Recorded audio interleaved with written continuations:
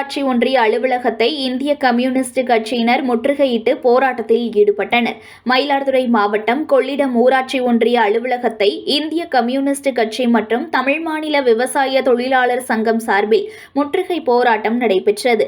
போராட்டத்தில் 100 நாள் வேலைவாய்ப்பு திட்ட தொழிலாளர்களுக்கு வழங்க வேண்டிய 3 மாத ஊதிய பாக்கியை உடனடியாக வழங்கிட வேண்டும், மத்திய அரசு 100 நாள் வேலைக்கான நிதியை குறைப்பதை கண்டித்தும் 100 நாள் வேலை கொடுத்து விவசாயிகளின் வாழ்வாதாரத்தை பாதுகாக்க வலியுறுத்தியும் கொள்ளிடம் ஊராட்சி ஒன்றிய அலுவலகத்தை முற்றுகையிட்டு ஆர்ப்பாட்டத்தில் ஈடுபட்டனர்.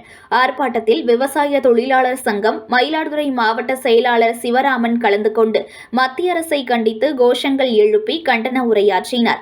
இதில் 200க்கும் மேற்பட்ட கம்யூனிஸ்ட் கட்சியினர் கலந்து கொண்டு மத்திய அரசை கண்டித்து கோஷங்கள் எழுப்பினர்.